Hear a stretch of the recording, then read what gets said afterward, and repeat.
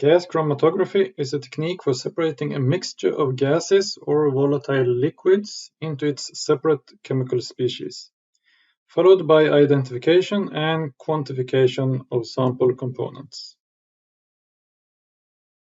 Basically, we have three parts in a GC instrument: injection, separation, and detection. When it comes to sample injection, we need to remember that a GC can only be used for volatile samples. The samples can be gas or liquid, but all components of the sample must evaporate at temperatures lower than about 300 degrees Celsius, which is the maximum temperature you can reach in the injection module and the oven. A very rough rule of thumb can be that a GC can be used for molecules with a weight less than about 800 grams per mole, but that limit depends upon the type of sample as well. Liquid chromatography can be used for non-volatile samples. Salts should be avoided since they are not volatile and therefore contaminate the GC. Sample volume, of course, depends on the concentration of the sample. For a liquid, you normally need only a few microliters. For a gas, up to 1 milliliter. Both gas and liquid samples can simply be injected into the instrument with a syringe.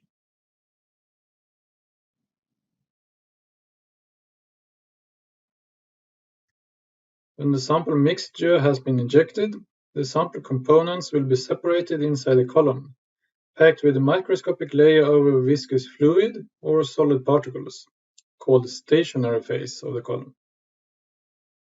The sample is pushed forward by a constant flow of the carrier gas. The carrier gas is an inert gas from a gas bottle connected to the GC injection module.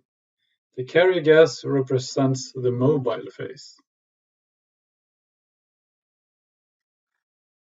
A very important feature of a GC, at least for liquid samples, is that it can be temperature controlled.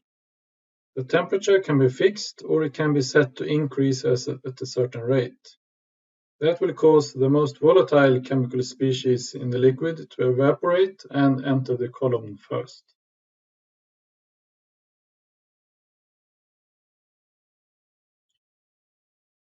Further separation is due to the different travel times through the column.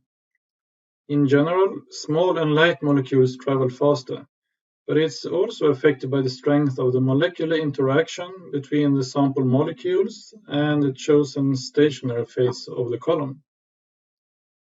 For example, a polar sample will interact more strongly with a polar stationary phase, giving better separation of sample components. Of course, instrument parameters such as the flow of carrier gas will also strongly affect the travel time through the column. These parameters are optimized in order to create a fast analysis that still can separate the sample components. The gas exiting the column will go straight to the detector. The time it takes for a chemical species from injection to exiting the column and being detected is called the retention time. And the graph of the detector signal intensity versus the retention time is called a chromatogram.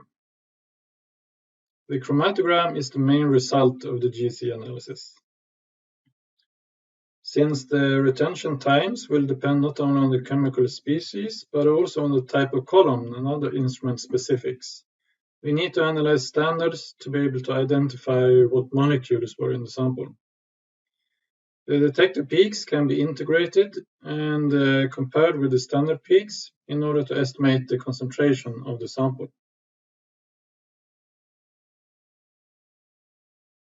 There are several different types of detectors one can choose from for a GC instrument, all with their pros and cons. Some of the detectors can detect all chemical species in the gas flow that in some property differs from the carrier gas. Others, like the common FID detector, can only detect a certain type of compound. The FID only detects hydrocarbons, or more specifically, molecules with a hydrogen-carbon bond. This is not necessarily a disadvantage.